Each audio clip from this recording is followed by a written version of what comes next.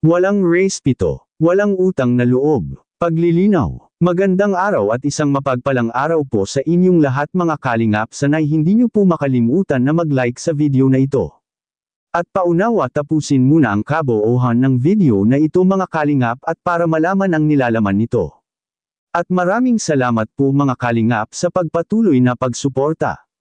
At paki-subscribe po mga kalingap kay Kuya Val Santos Matubang at kay Ate Edna Vlogs at Kalingap Rab, maraming salamat po. Paglilino, wala ba niya utang na loob at hindi marunong lumingon sa pinanggalingan. At may pinagmalaki na. Yan ang sama-sama nating pag-usapan ngayon mga kalingap at mga iba't ibang komentaryo ng mga concerned viewers patungkol po sa isyu kay Rachel at sa Team Kalingap. Para sa mga hindi pa nakakaalam mga kalingap ay ang Rochelle at ang Team Kalingap community ay hindi kailanman nagkabaha-bahagi. Isa pa rin ang layunin ng tumulong sa taong bayan at mga mahihirap na karapat-dapat na matulungan mga kalingap. Ang gusto lang naman ni Roel ay maging tahimik at payapa ang kanilang pagtulong at hindi kailanman dumating sa punto na sila ay walang respeto. May mga patunay po tayo patungkol dito mga kalingap na hindi nawala ang kanilang respeto. Yan ang ating makikita sa video. Pay po sa inyo, o kung saan po kami galing, andyan pa rin yung respeto po namin. Pero stop muna po kasi ako mismo yung makapagsabi kung ano yung nasa loob po nilang di ba? Napapanood nyo man po siya on cam or sa mga photos na nakangiti, pero deep inside po talagang at akin lang po, huwag natin pang dagdagan yung kanyang iniisip po sa ngayon. I hope na huwag niyo lang po tingnan as ex-beneficiary or something nag-separate. Tingnan niyo na lang po silang as tao, di ba? As human.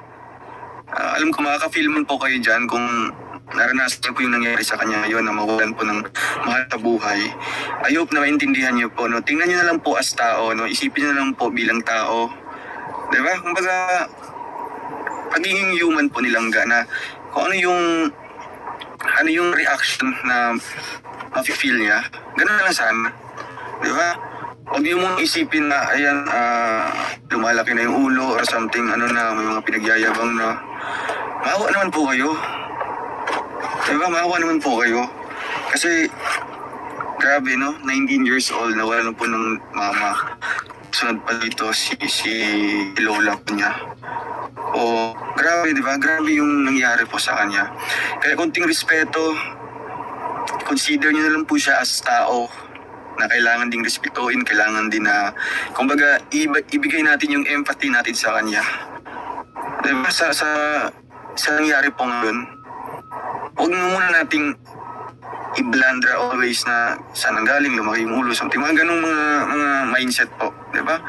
Kasi hindi siya nakakatulong ako na po mismo yung magsasalita po dito, di ba? Kung magre-reaction po kayo dito sa live ko nito, it's the reflection of yourself po mga kalangga, di ba?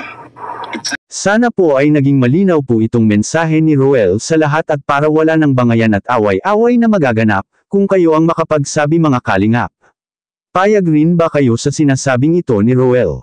Please comment and God bless you all.